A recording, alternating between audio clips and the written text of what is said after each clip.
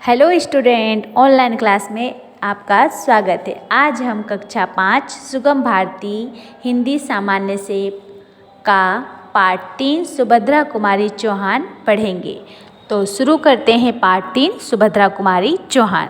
बच्चों, आपने यह कविता तो सुनी होगी, बुंदेलो हर बोलो के मुँह हमने सुनी कहानी थी, खूब लड़ी मर्दानी वो तो झांसी वाली रानी थी। जानते हो इस कविता की रचना किसने की है? इसकी रचयिता कौन है? इसकी रचयिता सुभद्रा कुमारी चौहान है।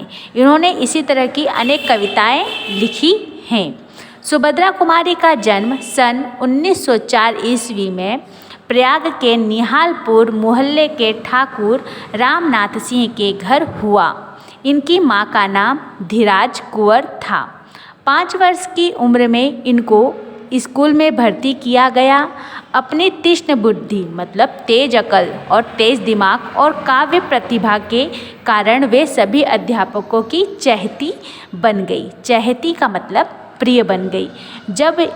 जब 7वीं कक्षा में थी तब इन्हें महादेवी वर्मा की कविताओं के बारे में पता चला और दोनों मित्र हो गईं। इनकी मित्रता जीवन पर्यंत बनी रही।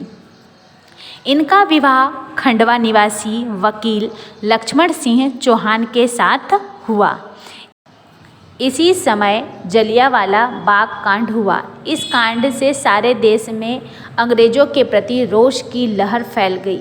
इसी बीच गांधी जी ने विदेशी वस्तुओं तथा असहयोग आंदोलन के लिए छात्रों का आह्वान किया। आह्वान मतलब बुलाया। इससे प्रेरित होकर सुभद्रा और लक्ष्मण सिंह ने भी इन आंदोलनों में भाग लेने का निश्चय किया। सुभद्रा कुमारी चौहान ने राष्ट्रीय आंदोलनों में जी जान से योगदान दिया। उनके भाषण बहुत जोशीले होते थे तथा वे बीच बीच में कविताएं भी सुनाती थी। विजयनी माँ के वीर पुत्र, पाप से असहयोग ले ठान, गुंजार डाले स्वराज की तान और सब हो जाएं बलिदान। बड़ी संख्या में लोग उन्हें सुनने आते थे। एक बार अंग्रेज सरकार ने उन्हें गिरफ्तार कर लिया। तब वे गर्भवती थी। फिर भी उन्होंने जेल के कष्ट सहे, जिससे उनकी तबीयत खराब होती गई। सत्याग्रह की समाप्ति के बाद बेटी सुधा का जन्म हुआ। उसके बाद अजय एवं विजय 2 पुत्रों का जन्म हुआ। इसी समय इन्हें कविता संग्रह मुकुल पर शेक्सपियर पुरस्कार मिला। पुदुम लाल पुन्नालाल बख्शी तथा नर्मदा प्रसाद खरे के अनुरोध पर इन्होंने कहानियाँ लिखना प्रारंभ किया, जिनके संग्रह बिखरे मोती को छपवाने के लिए सुभद्रा को इलाहाबाद जाना पड़ा। इस संग्रह पर इनको पुनः शेक्सपियर पुरस्कार मिला।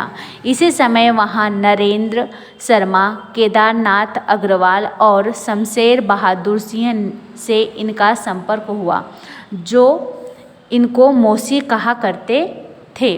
सुभद्रा जब भी इलाहाबाद जाती, अपनी बाल सखी महादेवी वर्मा से अवश्य मिलती थी। उनसे मिलकर उनका बचपन साकार हो उठता था। असहयोग आंदोलन समाप्त होने पर सुभद्रा समाज सेवा के कार्यों में भाग लेने लगी। वे पुनः कविताएं लिखने लगी, किंतु कविताएं घरेलू जीवन से संबंधित होती या बच्चों के लिए अधिक होती थी। जैसे मैं बचपन को बुला रही थी, बोल उठी बिटिया मेरी, माओ कहकर बुला रही थी, मिट्टी खाकर आई थी, कुछ मुँह में कुछ लिए हाथ में मुझे खिलाने आई थी।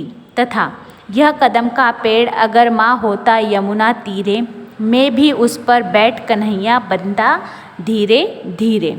सन 1936 में ये मध्य प्रांत असेंबली की जबलपुर महिला सुरक्षित सीट से विधानसभा सदस्य निर्वाचित हुई।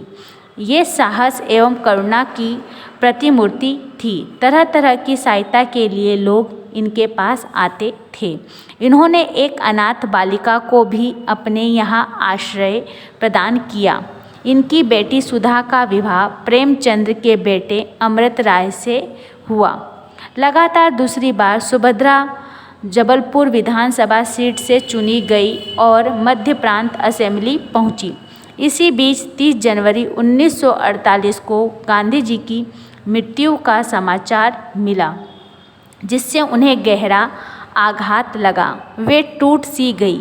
शायद उन्हें अपनी मृत्यु का पूर्व आभास भी हो गया था, इसलिए मृत्यु के 3-4 दिन पहले उन्होंने अपनी बेटी सुधा से कहा था, मृत्यु के सत्य को भला कौन टाल सकता है।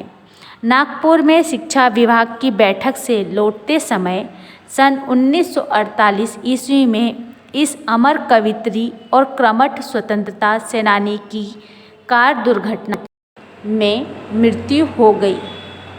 मिला तेज से तेज, तेज की वह सच्ची अधिकारी थी। यहाँ ये पाठ पूर्ण होता है। आगे की वीडियो में हम आगे के पाठ को हल करेंगे।